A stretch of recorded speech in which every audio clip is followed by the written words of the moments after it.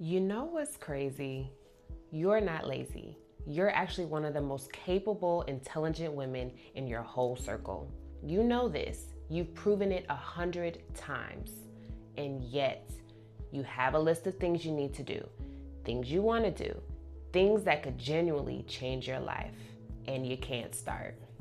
You open up the laptop, you close it, you scroll, you tell yourself you'll feel more ready later, maybe the weekend, maybe after you eat, after you put the kids down, and then the weekend comes and nothing happens.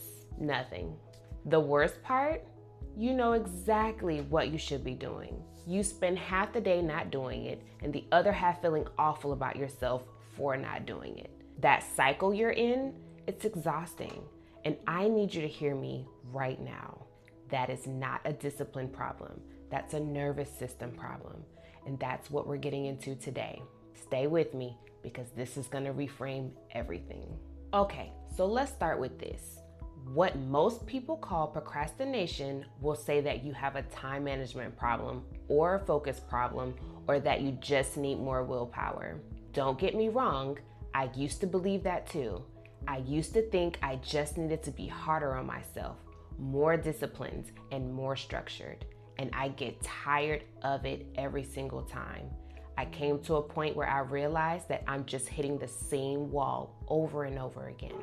But then I started learning about the nervous system, and a lot of things began to make sense. So here's the truth. Procrastination is not avoidance of work. It's avoidance of a feeling. Your brain is not trying to be difficult. It's literally trying to protect you from discomfort, the anxiety of starting something, the fear of failing at it, the overwhelm of not knowing where to begin, and the shame of not being far enough along already. When your nervous system is dysregulated, meaning it's in a low-grade state of threat, which a lot of us are in chronically, your brain's threat detection center, which is your amygdala, it's running the show. It does not care about your to-do list. Its only interest is survival, safety, and staying comfortable. What it does do is flood you with just enough anxiety to make you not want to start, but not enough urgency to actually push you over the edge. You end up frozen, not asleep, not moving, just stuck. That's not laziness. That's a dysregulated nervous system in a fawn freeze loop. And here's why this matters. Because if you keep treating this like a discipline problem, you'll just keep applying discipline-based solutions. You'll apply more pressure, more self-criticism, and more shame. That shame makes dysregulation worse. You cannot willpower your way out of a biology response. So what do you do instead? You regulate first, then you can move. Let me give you a little more context because I want you to really understand what's happening in your body when this cycle kicks in. Your nervous system has two main modes. You've probably already heard of fight or flight. That's just your sympathetic nervous system. It's your gas pedal. And then you have rest and digest, which is your parasympathetic nervous system. It's like your brakes. When things are good, when you feel safe, rested, and resourced, your prefrontal cortex is online. That's the part of your brain that handles planning, decision-making, creativity, and follow-through. That's the part that can look at your goals and actually work toward them. But when your system is under chronic stress, that same prefrontal cortex goes partially offline. Your brain doesn't distinguish between, I have to send this email and I'm scared of how it'll be received, between that and there's this literal threat to my physical survival. It responds the same way. It notices a threat response, then it wants to either protect or avoid. So here's where it gets real for us, because I already know the women watching this are not living simple, low-stress lives. You're managing households, managing kids, managing finances that feel very tight, managing relationships that take energy, managing a business you're trying to build or a job, and managing a body that might be giving you signals that you don't quite understand yet. You're carrying a lot, and your nervous system knows it, even when you're trying to push through and pretend it doesn't. So the procrastination is not random. It's usually showing up the hardest around the things that matter most to you. Because the higher the stakes feel, the louder the threat response. That big project you keep putting off, the business idea you've been sitting on for 2 years, the difficult conversation you need to have with somebody, it's not because you don't care. It's because you care so much that your nervous system has classified it as a high risk and is trying to keep you safe from the possibility of failure, rejection, or judgment. Now, knowing this, what do we actually do about it?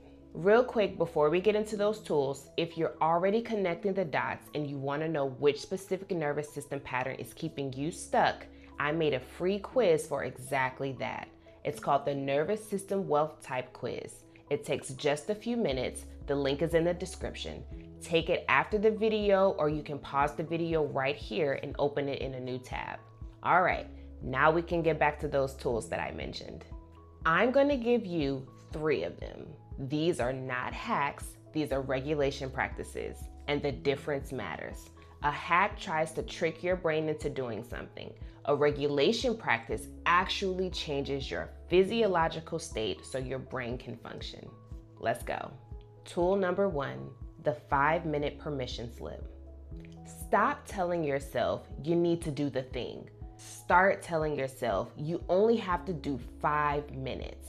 And at the end of those 5 minutes, you have full permission to stop. It's not a trick, you actually mean it. 5 minutes and done if you want. Here's why it works. Your nervous system resists tasks it perceives as big, open-ended, and uncertain. For example, let's say you have to draft up a proposal for work. Your brain has no idea how long that'll take, or how hard it'll be, or whether you'll even be good at it. So it just says, nope, not doing it. But if you tell yourself, okay, just 5 minutes on the proposal, then I can stop. That right there, you just contained it. The threat level drops so you can start. And 9 times out of 10, once you start, the resistance will resolve. It doesn't happen all the time. Sometimes you really do want to just stop at 5 minutes, and that's still a win because you interrupted the freeze pattern. Tool number 2, exhale first. Before you sit down to do anything hard, breathe before you try to move. Exhale longer than you inhale. You can breathe in for 4 counts and out for 6 to 8 counts. Do that 4 times. That is not woo, this is physiology. A longer exhale activates the vagus nerve. That's the brain pathway for your parasympathetic nervous system. Remember, that's your brakes. It literally signals to your brain that the threat is not here. You are safe to think. Do it before you start your work. You can do it while you're in the car before you walk into your house. It works every single time. Tool number 3, shrink the task until it's embarrassingly small. We overcomplicate the starting point every time.